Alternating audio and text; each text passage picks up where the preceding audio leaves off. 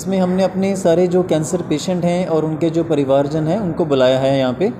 और ये एक मोटिवेशनल प्रोग्राम है जिसमें हम अपनी सारी स्टोरीज़ शेयर कर रहे हैं। मानता हूँ पेशेंट को सब कुछ पता होना चाहिए।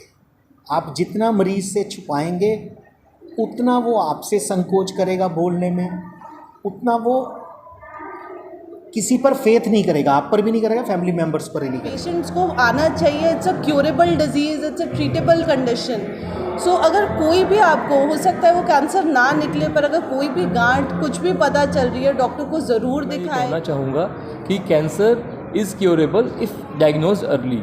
तो हमारा इस ऐसे प्रोग्राम करने का मेन पर्पस होता है कि हम अवेयरनेस पैदा करें कि कैंसर के अगर कोई भी सिम्टम हमें कोई आते हैं जिसको हम जल्दी से पकड़कर डॉक्टर से मिलकर डायग्नोज करवा लेते हैं तो कैंसर का इलाज संभव है। जब मुझे 2014 में पहली बारी पता चला कि मुझे कैंसर है, बहुत आसान नहीं था मेरी ये सब सुनना, बिकॉज़ उस टाइम मैं अभी डिलीवरी होके हटी थी। मेरा सेकंड इशू हुआ था, मेरी बेटी थी जिससे मैंने 2 महीने पहले ही डिलीवर किया था। जप स्टडी ਉਹ ਕੰਪਨੀਆਂ ਜਿਨੇ ਹੁਣੇ 5.5 ਬੈਂਡ ਦੇ ਨਾਲ ਆਸਟ੍ਰੇਲੀਆ ਦੇ ਵੀਜ਼ੇ ਲਗਵਾ ਕੇ ਦਿੱਤੇ ਨੇ। ਤੁਸੀਂ ਸਿੰਗਲ ਜਾਣਾ, ਸਪਾਊਸ ਜਾਣਾ ਤਾਂ 100% ਵੀਜ਼ਾ ਹਾਸਲ ਕਰ ਸਕਦੇ ਹੋ। ਜਪ ਸਟੱਡੀ ਦੇ ਕੋਲੇ ਅੱਜ ਹੀ ਆਓ।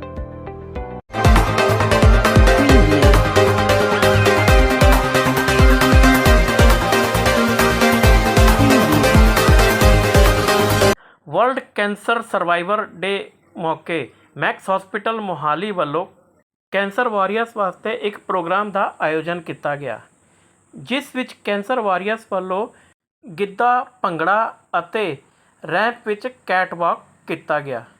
ਇਸ ਮੌਕੇ ਉਹਨਾਂ ਵੱਲੋਂ ਮੈਕਸ ਹਸਪੀਟਲ ਦੇ ਡਾਕਟਰ, ਨਰਸ ਅਤੇ ਸਟਾਫ ਦਾ ਧੰਨਵਾਦ ਕੀਤਾ ਗਿਆ। ਉੱਥੇ ਹੀ ਇਹ ਵੀ ਦੱਸਿਆ ਗਿਆ ਕਿ ਉਹਨਾਂ ਨੇ ਕਿਵੇਂ ਇਸ ਬਿਮਾਰੀ ਨੂੰ ਮਾਤ ਦਿੱਤੀ। मैक्स हॉस्पिटल के कैंसर के माहिर डॉक्टर सचिन गुप्ता ने दसिया। मैं डॉक्टर सचिन गुप्ता हूँ। I am director medical oncology, haemato oncology department in max super speciality hospital in Mohali. मैं कैंसर विशेषज्ञ हूँ और आज का जो प्रोग्राम है ये हमारे कैंसर पेशेंट्स के लिए ऑर्गेनाइज़ किया है। कैंसर सर्वाइवर्स डे था अभी रिसेंटली, तो उसके उपलक्ष्य में हमने ये कार्यक्रम रखा है जिसमें हमने अपने सारे जो कैंसर पेशेंट हैं और उनके जो परिवारजन हैं उनको बुलाया है यहाँ पे। और ये एक मोटिवेशनल प्रोग्राम है जिसमें हम अपनी सारी स्टोरीज़ शेयर कर रहे हैं और कैसे उन्होंने अपनी जो बीमारी पे विजय प्राप्त की है, कैसे वो नॉर्मल लाइफ में वापस आ गए हैं और एक दूसरे की बात सुनकर उनको बहुत मोटिवेशन मिल रही है। जो पेशेंट्स अभी अपना इलाज करवा रहे हैं और जो करवा चुके हैं उनसे वो मोटिवेशन ले रहे हैं। और बहुत से पेशेंट्स हैं जो इतनी लिमिटेशन के बावजूद यहाँ आए हैं और वापस इलाज करवाकर वो अपनी नॉर्मल लाइफ चले गए हैं, अपना काम कर रहे हैं, अपना बिज़नेस चला रहे हैं, अपनी जॉब कर रहे हैं। और कुछ लोगों ने गाने भी गाए हैं, डांस भी किया है और अभी कुछ हम रैंप वॉक और भंगड़ा भी करने जा रहे हैं। और सबके चेहरे पे बहुत खुशी नज़र आ रही है और वो इस बीमारी से विजय प्राप्त कर कर वापस नॉर्मल ज़िंदगी में जो आगे हैं उससे एक दूसरे को मोटिवेट कर रहे हैं। तो ऐसे कार्यक्रम हम समय समय पर करते रहते हैं ताकि हमारे पेशेंट्स जो हैं, जो एक स्ट्रेस से गुज़र रही हैं, इस बीमारी में जो एक बहुत भयानक स्ट्रेस रहता है और इलाज जो है बहुत मुश्किल रहता है, उससे उभरने के लिए बहुत मोटिवेशन की ज़रूरत है। तो वो यहाँ आकर वो इस मोटिवेशन को जो है वो पा रहे हैं। डॉक्टर, जैसे पहली बार आपके पास मरीज आता है, जब आप उसको बताते हैं कि आपको कैंसर है, तो फर्स्ट टाइम उसको कैंसर का नाम सुनते ही मतलब आधे मरीज वो हो जाते हैं, डिप्रेशन में चले जाते हैं। उनको कैसे मतलब मोटिवेशन आप? तो कैंसर का जो नाम सुनकर ही बहुत एक शॉकिंग एक न्यूज़ है उनके लिए। और उससे जो देखो, एक बार शॉक लगता है, फिर हम बहुत उनको थोड़ा सा कॉन्फिडेंस क्रिएट करते हैं पेशेंट में कि ठीक है, शौक है पर बीमारी जो है वो ठीक भी हो सकती है, ऐसे विश्वास दिलाना पड़ता है।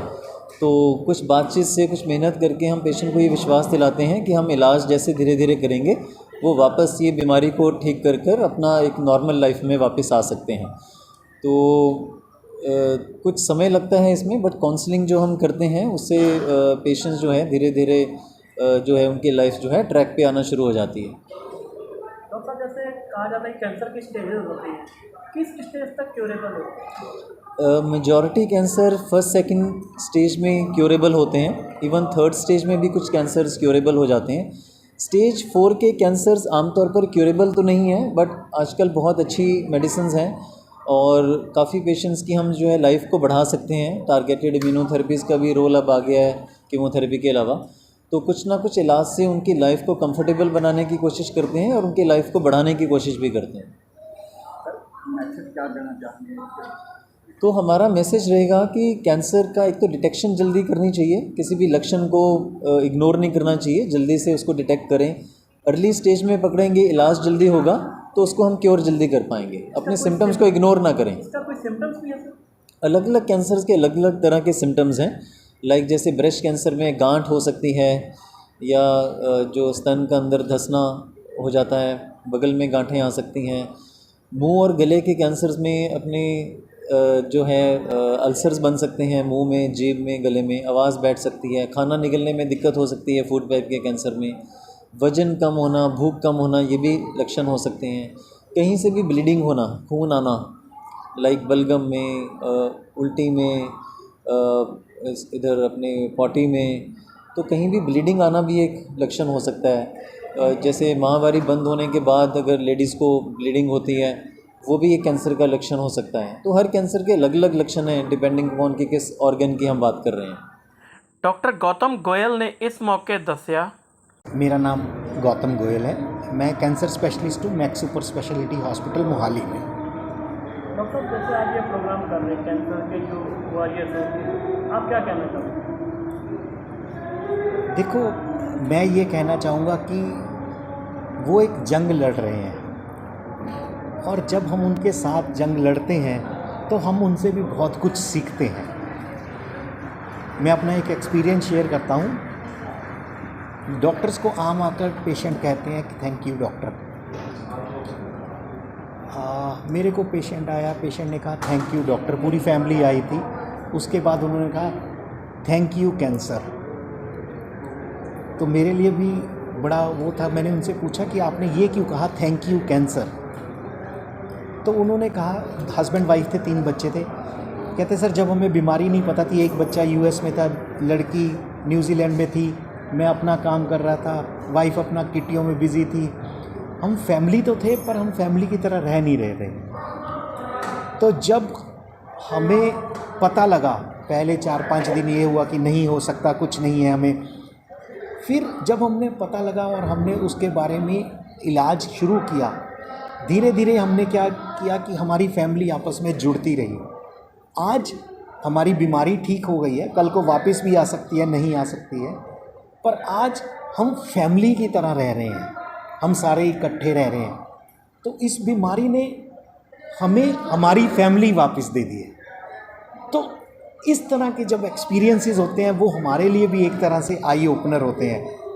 मैंने कभी नहीं सोचा था कि कोई पेशेंट मुझे आकर ये चीज़ बोलेगा थैंक यू कैंसर। सो इस तरह के एक्सपीरियंस से मैं कहूँगा हमें बहुत कुछ सीखने को मिलता है।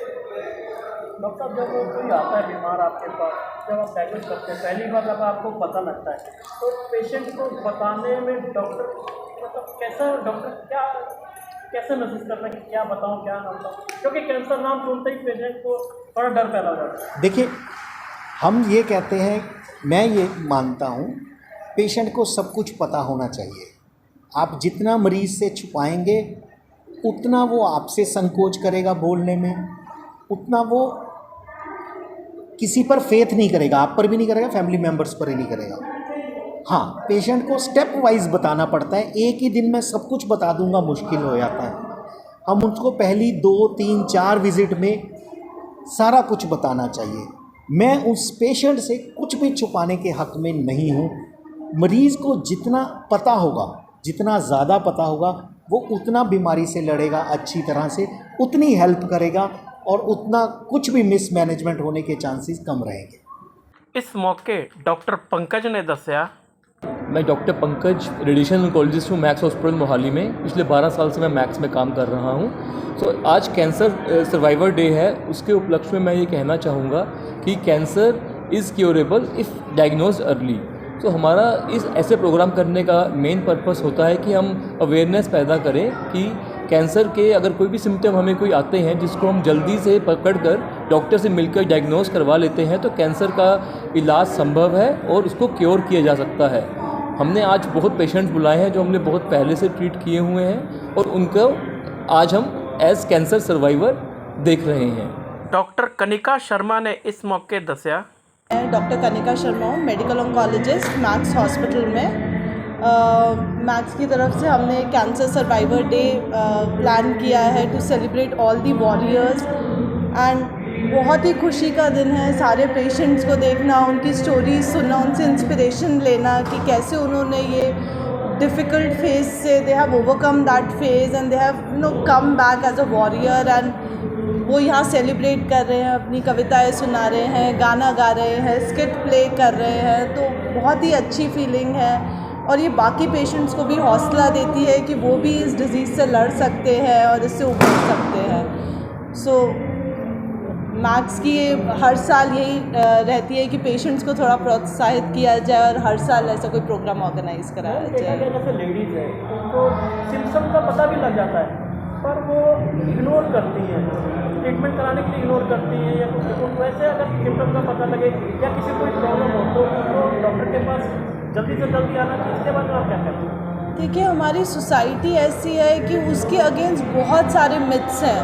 अगर हम देखें और बहुत तो आधी से ज़्यादा फीमेल्स नहीं बताती कि हमारी फैमिली पे क्या इम्पैक्ट पड़ेगा। मेरी बेटी अगर बड़ी है तो उसकी शादी पे नहीं होगा या उसकी फैमिली पे क्या इफ़ेक्ट पड़ेगा। बट ये कोई स्टिग्मा नहीं है, पेशेंट्स को आना चाहिए। It's a curable disease, it's a treatable condition. So अगर कोई भी आपको हो सकता है वो कैंसर ना निकले, पर अगर कोई भी गांठ कुछ भी पता चल रही है, डॉक्टर को ज़रूर दिखाए, अर्ली स्टेज में दिखाएं उसके लिए। एंड ऐसा कुछ नहीं है, कोई भी गांठ फील हो रही है, कोई डिस्चार्ज फील हो रहा है, स्किन में कोई चेंजेस फील हो रही है, तो इससे कोई डरने वाली कोई चीज़ नहीं है। उसको छुपाए ना, उसको दिखाए ज़रूर। हो सकता है वो कुछ ना निकले बट उसका इलाज ज़रूर कराए। ਜਲੰਧਰ ਦੀ ਵਸਨੀਕ कैंसर वॉरियर श्रीमती अमृतपाल कौर ने दस्या। जब मुझे 2014 में पहली बार पता चला कि मुझे कैंसर है, बहुत आसान नहीं था मेरी ये सब सुनना, बिकॉज़ उस टाइम मैं अभी डिलीवरी होके हटी थी। मेरा सेकंड इशू हुआ था, मेरी बेटी थी जिससे मैंने 2 महीने पहले ही डिलीवर किया था।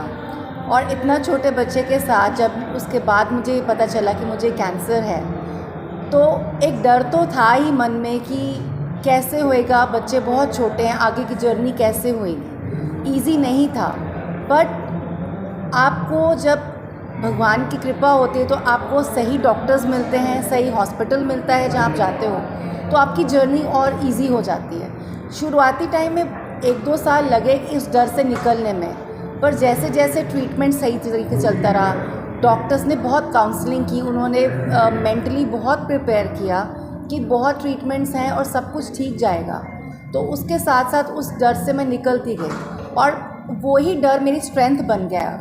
इतना स्ट्रॉन्ग वो स्ट्रेंथ उस फियर ने बना दिया है कि अब मुझे लगता है कि कोई बड़ी चीज़ नहीं है, अब कैंसर तो कुछ भी नहीं है इस चीज़ के लिए। बीइंग अ लेडी आपको क्या क्या दिक्कतें आई, प्रॉब्लम्स काफ़ी आई हैं, कैसे कैसे दिक्कत? बीइंग अ लेडी ऐसा नहीं है, मुझे लगता है कैंसर की journey as a human being, चाहे वो मेल है चाहे फीमेल है, दोनों की जर्नी इतनी इक्वली चैलेंजिंग है।